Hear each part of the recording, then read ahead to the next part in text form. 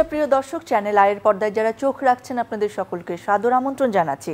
মানুষের আশা আকাঙ্ক্ষা প্রত্যাশা নিয়ে আমাদের আয়োজন এখন কি চাই, সঙ্গে আছি আমি দীপ্তি চৌধুরী। পরিবর্তনের এই সময়ে মানুষের অনেক প্রত্যাশা ও দাবির মধ্যে অন্যতম হলো রাষ্ট্র সংস্কার।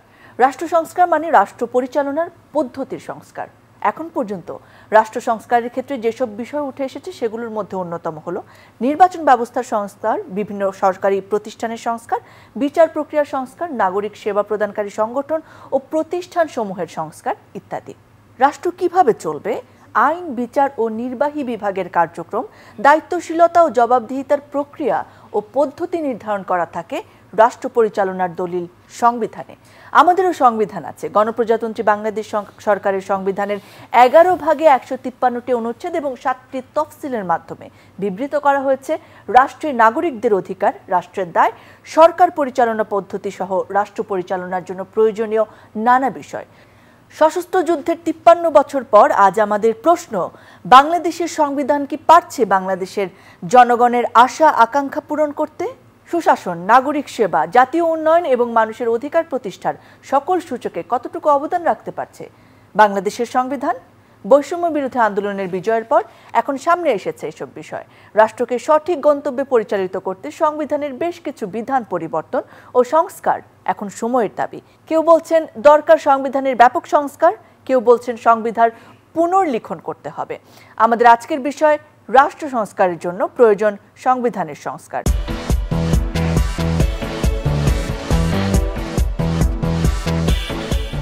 প্রিয় দর্শক, এ বিষয়ে কথা বলার জন্য স্টুডিওতে আজকে আমাদের সঙ্গে উপস্থিত রয়েছেন সাবেক comptroller and auditor general of Bangladesh এবং সাবেক অর্থ সচিব, বর্তমানে সোনালী ব্যাংক পরিচালনা পর্ষদের সম্মানিত চেয়ারম্যান মোহাম্মদ মুসলিম চৌধুরী। স্বাগত আপনাকে।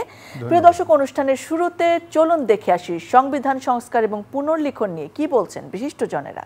আপনি যখন 1972 সালে যেই সংবিধান প্রণীত হয়েছে, সেই সংবিধানে মূলত ইডিওলজিক্যাল যেই বায়াস ছিল, সে বায়াসটা ছিল মূলত, যদি আমরা বলতে পারি যে একটা দলের যে মূলনীতি এবং সংবিধানের মূলনীতি সেম। গত 15 বছরে যে একনায়কত্ব আমরা লক্ষ্য করেছি, সেটা ব্যক্তিকেন্দ্রিক একনায়কত্ব হলো, তার মধ্যে সেগুলো করা হয়েছে সংবিধানের আড়ালেই, অর্থাৎ সাংবিধানিকভাবে পথ পদ্ধতি তৈরি করে সেগুলি করা হয়েছে। তাহলে এর বদলে যদি আরেকজন আসেন, সংবিধান এই অবস্থায় থাকলে তার হাতেই ক্ষমতার কেন্দ্রীভূতকরণ কোনো অবস্থায় আসলে বন্ধ করা যাবে না। প্রিয় দর্শক, ফিরে এলাম স্টুডিওতে। কথা বলবো অতিথির সঙ্গে। মোহাম্মদ মুসলিম চৌধুরী, যে কথাটি দিয়ে শুরু করতে চাই, এখন বেশ আলোচিত হচ্ছে একটি কথা, যেটি হচ্ছে 1971 সালের যে আশা আকাঙ্ক্ষা স্বপ্ন ছিল, সেটি আমাদের সংবিধান তেমনভাবে ধারণ করে না। এ বিষয়ে আপনার মতামত কি? আমাদের এই বিষয়ে কথা বলতে গেলে প্রথমে যেটা আসতে হবে যে আমরা 72-এর সংবিধান, যেটা 16 ডিসেম্বর 72 থেকে ইফেক্টিভ হয়েছে, কিন্তু আমাদের স্বাধীনতা কিন্তু 26 মার্চ 71 থেকে। তো 26 মার্চ 71 থেকে 16 ডিসেম্বর 72-এর নিউ যে সংবিধানটা আমাদের বর্তমানে আছে, এটি ইফেক্টিভ হওয়ার আগে 26 মার্চ 71 থেকে আরেকটা টেম্পোরারি সংবিধানের মতো একটা ডকুমেন্ট দিয়ে, একটা লিগ্যাল ইনস্ট্রুমেন্ট দিয়ে শুরু হয়েছিল, যেটা 10ই এপ্রিল জারি হয়েছিল, প্রক্লেমেশন অফ ইন্ডিপেন্ডেন্স। এই প্রক্লেমেশন অফ ইন্ডিপেন্ডেন্স বা স্বাধীনতার ঘোষণাপত্র, এটা কিন্তু কনস্টিটিউশন হিসেবে কাজ করেছে ওই ইন্টারিম পিরিয়ডের 16 ডিসেম্বর 72 আগ পর্যন্ত।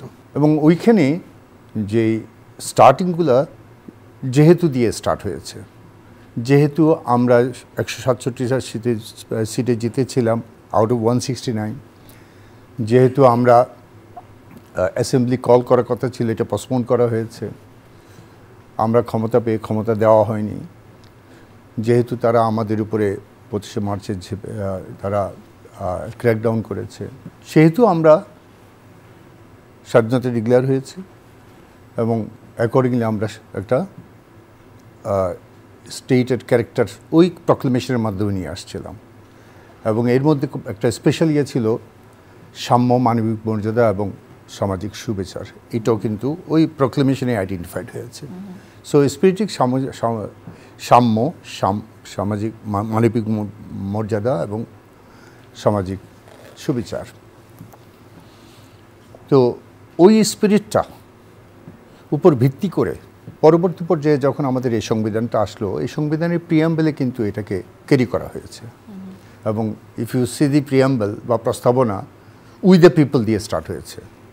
এবং উইথ দ্য পিপল আমাদের অ্যাসপিরেশনসগুলা, ওইখানে সাম্য, মানবাধিকার, সোশ্যাল জাস্টিস, বোধ সামাজিক, রাজনৈতিক, অর্থনৈতিক জাস্টিস, এটাও আইডেন্টিফাইড হয়েছে, মূলনীতিও আইডেন্টিফাইড হয়েছে। এবং উইথ দ্য পিপল এই সংবিধানটাকে গ্রহণ করেছে এবং এটি এফেক্টিভ দেওয়া হয়েছে 16 ডিসেম্বর 1972 থেকে। যদি ওই 72-এর সংবিধান সম্পর্কে আমাকে বলতে হয়, স্ট্রাকচারালি এটার মধ্যে অনেক পজিটিভ আছে, রিফ্লেকশন অফ দি অ্যাসপিরেশনও আছে, যেমন সেপারেশন অফ পাওয়ার আছে, তারপরে ফান্ডামেন্টাল রাইটগুলো আইডেন্টিফাইড আছে, আর ফান্ডামেন্টাল প্রিন্সিপালস বা রাষ্ট্রের পরিচালনার মূলনীতিগুলো আছে। কিন্তু স্ট্রাকচারালি ওই সংবিধান অনেক পজিটিভ সাইডের মধ্যেও কিছু সাইড, কিছু এরিয়া এইটার আমাদের যে প্রিয়াম্বলের অবজেক্টিভ, ওই অবজেক্টিভকে ধারণ করে না, এরকম কিছু প্রভিশন এর মধ্যে ছিল, অরিজিনালি ছিল। পরবর্তী এখানে একটু জানতে চাই যে যে কথাগুলো রয়েছে সেগুলোর বাস্তবায়নই আসলে কতটা বাস্তব ভিত্তিক। যেমন আমাদের সংবিধানের 7-এর 1 অনুচ্ছেদে বলা হয় যে প্রজাতন্ত্রের সকল ক্ষমতার মালিক জনগণ এবং জনগণের পক্ষে সেই ক্ষমতার প্রয়োগ কেবল এই সংবিধানের অধীন ও কর্তৃত্বে কার্যকর হবে। এই যে জনগণের মালিকানা, এই 53 বছরে সেটা কতটুকু নিশ্চিত হয়েছে? আচ্ছা, এইটার ক্ষেত্রেই আমি যেটা বলতে চাচ্ছি, 72-এর সংবিধানের মধ্যেই কিন্তু ওই অ্যাসপিরেশনস, এই যে আর্টিকেল 7(1)-এর যে all powers belongs to people, এবং একমাত্র এটা, এই সংবিধানটা হলো গিয়ে ওই জনগণের ইচ্ছার পরম বহিঃপ্রকাশ, চরম অভিব্যক্তি, এবং কোনো আইন হইতে পারবে না এই সংবিধানের ভায়োলেটিভ। আইন হলে এটা ভয়েড হবে, বাতিল হবে। কিন্তু এই সংবিধানকে ক্যারি করার জন্য, ফান্ডামেন্টাল রাইটগুলোকে প্রোটেক্ট করার জন্য, মেনটেন করার জন্য, মৌলিক অধিকারগুলা এবং রাষ্ট্রের পরিচালনার মূলনীতির জন্য বিভিন্ন আইন প্রণয়ন করা এবং আইন ইমপ্লিমেন্ট করা জনকল্যাণে, ওই ক্ষেত্রে কিন্তু যে সংগঠনগুলো করা হয়েছে, অর্গানস অফ স্টেট, রাষ্ট্রের অঙ্গগুলোর মধ্যে একটা ক্ষমতার বিভাজন থাকা সত্ত্বেও দুই একটা জায়গায় কিন্তু এই বিভাজনটা কনফ্লিক্টিং উইথ দি আর্টিকেল 7(1)-এর যে পিপলস এম্পাওয়ারমেন্টের সাথে কনফ্লিক্টিং ছিল। দুইটাই এক্সাম্পল দিলেই বুঝবেন। একটা হলো গিয়ে আমাদের এক্সিকিউটিভের মধ্যে মন্ত্রী পরিষদকে প্রাধান্য না দিয়ে আমরা প্রধানমন্ত্রীকে প্রাধান্য দিয়েছি। তাহলে বোঝা যাচ্ছে পিপলস অ্যাসপিরেশনটা কর্পোরেট কালচারে না হয়ে একজন ব্যক্তির হাতে প্রধানমন্ত্রী। যেমন প্রধানমন্ত্রী এবং মন্ত্রী পরিষদ, এবং বলা আছে আর্টিকেল 55-এ যে প্রধানমন্ত্রী নির্বাহী ক্ষমতা ভোগ করবে এবং ওনার কর্তৃত্বেই চলবে। আবার বলছে ক্যাবিনেট সম্মিলিতভাবে, মন্ত্রিপরিষদ সম্মিলিতভাবে পার্লামেন্ট, জাতীয় সংসদের নিকট জবাবদিহি করবে। তাহলে প্রধানমন্ত্রীকে যদি প্রাধান্য দেওয়া হয়, ক্যাবিনেটকে যদি প্রাধান্য দেওয়া না হয়, ক্যাবিনেট যদি সিদ্ধান্ত নেওয়ার মূল ইয়ে না হয়, আধার না হয়, তাহলে ওই ক্যাবিনেট বা মন্ত্রী পরিষদ পার্লামেন্টের কাছে জবাবদিহিতা এটা একটু ফার্সিক্যাল হয়ে যায়, এই জায়গায় সাংঘর্ষিক হয়ে যায়। এর উপরে 70 অনুচ্ছেদ কিন্তু টোটালি এটা হাত পা বেঁধে দেওয়ার মতো অবস্থা। কারণ 70 অনুচ্ছেদে আপনি বলা হচ্ছে যে পার্টির বিপক্ষে ভোট দেওয়া যাবে না। তাইলে এখন এই প্রধানমন্ত্রী 72-এর সংবিধানে এই প্রধানমন্ত্রীকে তাহলে ইমপিচ করতে গেলে 70 অনুচ্ছেদে যদি, মানে ইমপিচমেন্টের ক্ষেত্রে সে আর ইমপিচমেন্ট করার কোনো স্কোপ রইল না। কাজেই ওই 72-এর সংবিধানের মধ্যে এই এলিমেন্টসগুলো রয়ে গেছে, যার কারণে এটা প্রস্তাবনার যে আমাদের প্রস্তাবনা বা প্রিয়াম্বলের spirit as well as article 7(1)-এর স্পিরিট, এইটার সাথে যাচ্ছে না।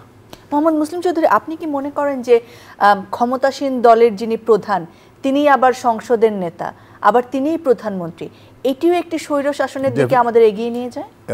প্রথম কথা হলো গিয়ে সাংবিধানিক প্রভিশন হিসেবে এগুলো হয়নি। সংবিধানে কিন্তু এই সমস্ত বিষয় নাই যে লিডার অফ দ্য হাউস কে হইতে পারবে পারবে না, আচ্ছা, দলীয় প্রধান হইতে পারবে কি পারবে না, এটা নাই।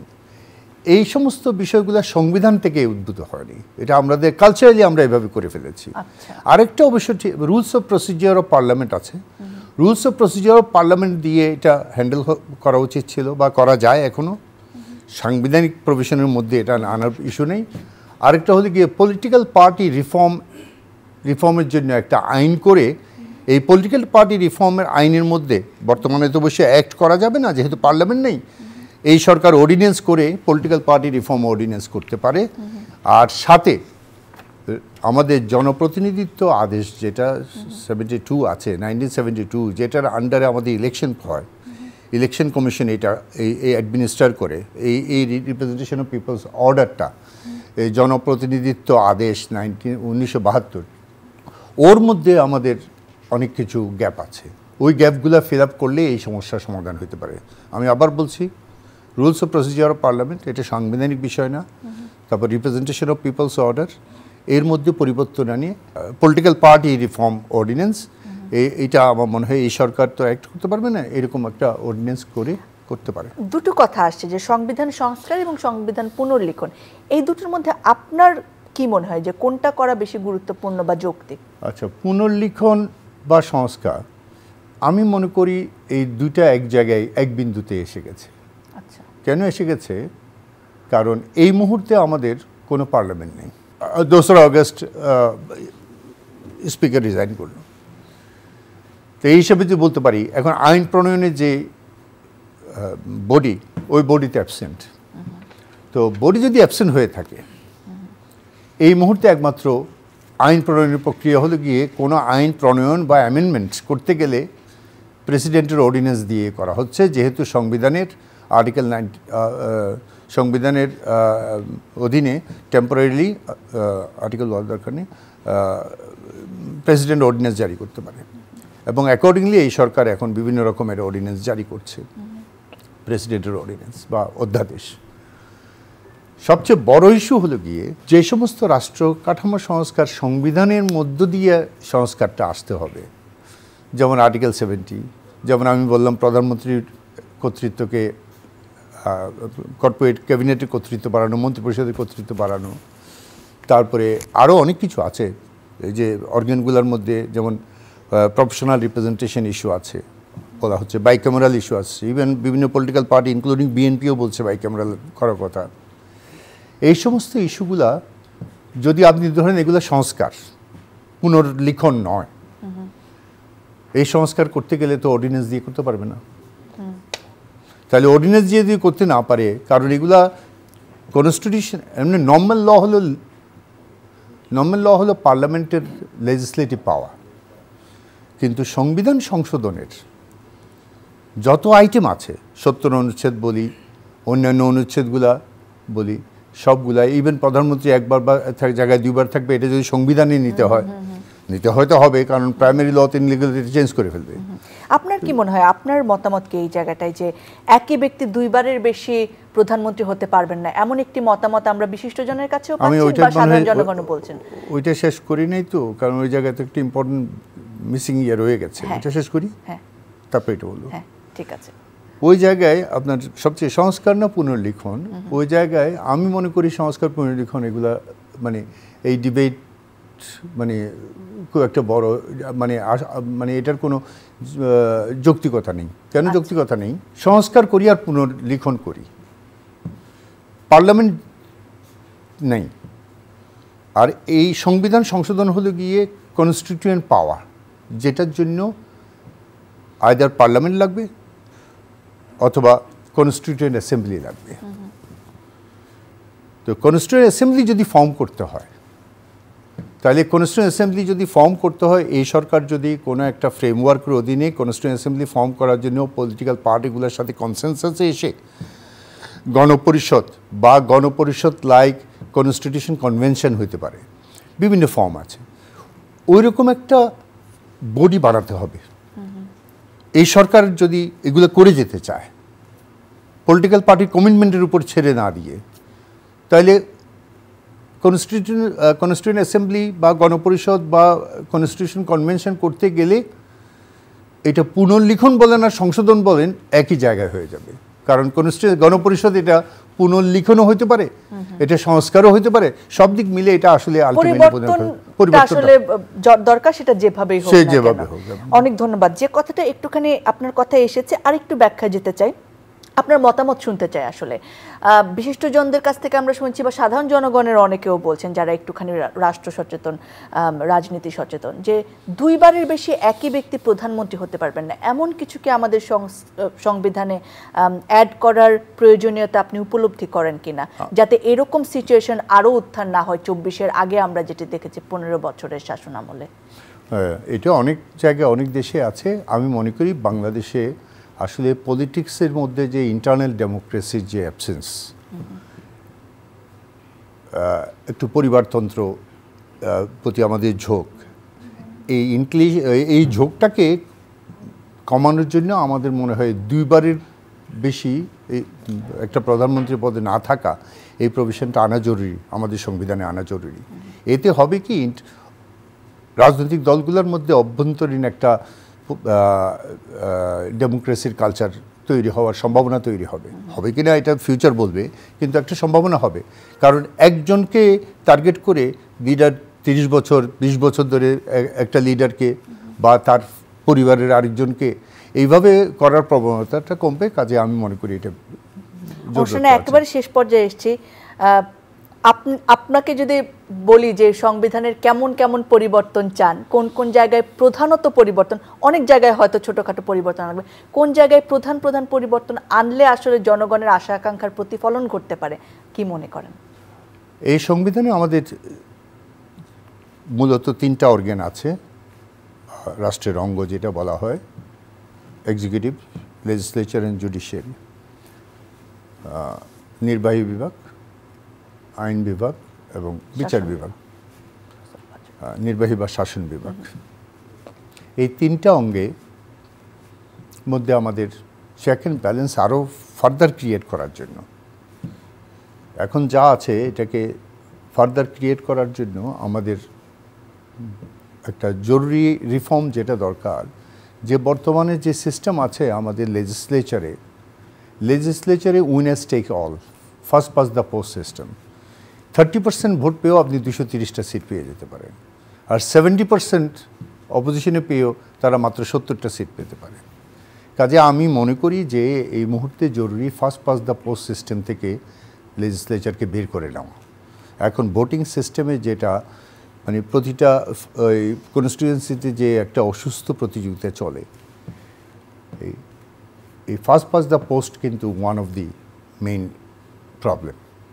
এটাকে আমাদের মনে করি প্রপোর্শনাল রিপ্রেজেন্টেশন সিস্টেমে নেওয়া উচিত। যে পার্টি যত % ভোট পাবে তত % টোটাল কনস্টিটিউয়েন্সি ততটা সে পাবে। এই হিসাবে এটা যদি হয় তাহলে অ্যাবসলিউট মেজরিটি নিয়ে টোটাল সংবিধানকে চেঞ্জ করে ফেলা, তারপরে বিভিন্ন কমিশনে বা বিভিন্ন সাংবিধানিক বডিতে অ্যাপয়েন্টমেন্ট দেওয়ার সময় একছত্র কন্ট্রোল একজনের হাতে বা একটা দলের হাতে যাওয়া, এটা থেকে মুক্তি পাবে। প্রপোর্শনাল রিপ্রেজেন্টেশনের লেজিসলেচার যেমন কম্পিটিটিভ একটা ইয়েতে আসবে, একটা বিভিন্ন পার্টি রিপ্রেজেন্টেশন আসবে, ওইটার কারণে এক্সিকিউটিভের মধ্যে ক্যাবিনেটও কিন্তু জবাবদিহিতা, ক্যাবিনেটের যে জবাবদিহিতা পার্লামেন্টের উপরে, পার্লামেন্টের কাছে, এটাও কিন্তু আরও স্ট্রেনথেন হবে। কাজে প্রফেশনাল রিপ্রেজেন্টেশন একটা issue institute of first past the post. আরেকটা ইস্যু হলো বাইক্যামেরাল করা। বাইক্যামেরাল এগুলো সব সংবিধান সংশোধনের ইস্যু, কাজেই পুনর্লিখনের ইস্যু বা সংস্কারের ইস্যু এখানে চলে আসতেছে এক জায়গায়, এবং এতে গণপরিষদ বা কনভেনশন ছাড়া এগুলো করতে পারার কথা না। আরেকটা অল্টারনেটিভ হলে গিয়ে সরকার একটা নির্বাচনী ব্যবস্থাকে একটা মোটামুটি ঠিক করে দিয়ে একটা নির্বাচন দিয়ে দিল বর্তমান সিস্টেমেই, পলিটিক্যাল পার্টির কাছ থেকে কমিটমেন্ট নিল যে এগুলো ফিউচারে করবে, কিন্তু আমি মনে করি এটা একটু রিস্কি হবে। আরেকটা ইস্যু হলো গিয়ে প্রফেশনাল রিপ্রেজেন্টেশন করলেও যারা সমাজের ভোটারদের কাছাকাছি থাকে তারা ডেফিনেটলি তারা সমাজ সম্পর্কে জানে, বুঝে, সমাজের নিড বুঝে, তারা আসবে। কিন্তু রাষ্ট্র চলে একটা আইনি প্রক্রিয়ার মাধ্যমে, আইন প্রণয়নের ক্ষেত্রে অনেক সময় ওনাদের লেকিং থাকতে পারে, ওনাদের এক্সপার্টিস না থাকার কারণে অনেক সময় এক্সিকিউটিভ, মোর পাওয়ারফুল এক্সিকিউটিভ এমন আইন পাশ করে গেল যেটা জনকল্যাণে হলো না, ইভেন আর্টিকেল 7-এর ভায়োলেটিভ হলো, জনগণ সকল ক্ষমতার উৎসের ভায়োলেটিভ করে আইন হয়ে যায়। এই কারণে আমি মনে করি যে আরেকটা আপার হাউস বাইক্যামেরাল একটা লিমিটেড নাম্বার, 50 জন হতে পারে, 100 জন হতে পারে, এটা একটা সিলেকশন প্রসেস কীভাবে হবে এটা নিয়ে আমাদের সংবিধানের এক্সপার্টরা আলাপ করে এটা, বা পলিটিক্যাল পার্টির সাথে আলাপ করেও এটা কনসেনসাস আসতে পারে, একটা সমঝোতা এসে একটা আপার হাউস, যেটা বিএনপি নিজেও বলছে, বিএনপির দাবির মধ্যেও আছে এখন বাইক্যামেরাল করা, যেখানে আসবে এক্সপার্ট লাইন থেকে, এডুকেশনিস্ট আসবে, ইঞ্জিনিয়ারদের আসবে, অ্যাডভোকেটদের মধ্যে থেকে আসবে, এটা একটা ফর্মুলার মাধ্যমে মানে সরকারকেও জবাবদিহিতার আওতায় আনার জন্য সিস্টেম আনতে হবে আমাদের সংবিধানে। সামগ্রিকভাবে এটাই আমাদের চাওয়া, যাতে জনগণই রাষ্ট্রের মালিক হিসেবে থাকতে পারেন। এর সাথে আপনি যেহেতু ওইটা বললেন কি কি রিফর্ম, আর দুই একটা রিফর্মের কথা বলি। আরেকটা রিফর্ম হলে গিয়ে আপনার ওই যে প্রেসিডেন্ট এবং প্রধানমন্ত্রীর মধ্যে ভারসাম্য আনা, ক্ষমতার ভারসাম্য আনা, একাধিকবার না হওয়ার এটা প্রভিশন রাখা। তারপর লোকাল গভর্নমেন্ট নিয়ে একটা ইস্যু আছে। লোকাল গভর্নমেন্টে আমাদের একটা দুইটা আর্টিকেল আছে, ভালো আর্টিকেল আছে, আর্টিকেল 59 and 60। কিন্তু আর্টিকেল 59 and 60-তে প্রিন্সিপালটা বলা আছে, কিন্তু এটা অপারেট করে উপজেলা পরিষদ, জেলা পরিষদ, এটা পার্লামেন্টের আইন দিয়ে। কিন্তু ওই আইন যেহেতু সিম্পল মেজরিটি দিয়ে তৈরি হয়, ওই রানিং সরকার এটাকে বিভিন্ন সময় অ্যামেন্ডমেন্ট করে, একবার মার্কা করে, একবার মার্কা ছাড়া করে, একবার এইভাবে করে, এই জন্য নিজেদের সুবিধা মতো ব্যবহার করে। এই জন্য আমি মনে করি লোকাল গভর্নমেন্টকেও কনস্টিটিউশনের পার্ট করা উচিত। গুরুত্বপূর্ণ কিছু তথ্য, এবং এটা ইন্ডিয়াতে করেছে। অনেক অনেক ধন্যবাদ আপনাকে আজকে সময় দেওয়ার জন্য। নিশ্চয়ই আবারও আপনার কাছে শুনতে পারবো, আমরা আবারও আপনাকে পাবো। আমরা চাই সব ধরনের বঞ্চনা ও বৈষম্যমুক্ত সমাজ, সুশাসন এবং রাষ্ট্রের সব পর্যায়ে দায়িত্বশীলতা ও জবাবদিহিতা। চাই ক্ষমতার ভারসাম্য যাতে নতুন করে তৈরি না হয় আর কোনো স্বৈরাচার। আমরা চাই রাষ্ট্রের সব পরিকল্পনা ও কর্মকাণ্ড পরিচালিত হবে নাগরিকের কল্যাণে। আর এসব নিশ্চিত করতে প্রয়োজন একটি যুগোপযোগী এবং মানুষের স্বপ্ন ও আকাঙ্ক্ষার পরিপূরক একটি সুগ্রন্থিত রাষ্ট্রীয় দলিল। কল্যাণ রাষ্ট্রের পথনির্দেশক সংবিধান, সেটা সংশোধন করেই হোক আর পুনর্লিখনের মাধ্যমেই হোক। তবে শুধু দলিল তৈরি করলেই হবে না, রাষ্ট্র পরিচালনার জন্য দলিলে বিবৃত সব বিধান ও শর্ত মানতে হবে নিষ্ঠার সাথে, সততার সাথে। তাহলেই উপকৃত হবে মানুষ, উপকৃত হবে দেশ। প্রিয় দর্শক যারা সঙ্গে ছিলেন, ধন্যবাদ জানাচ্ছি আপনাদের। আবার দেখা হবে।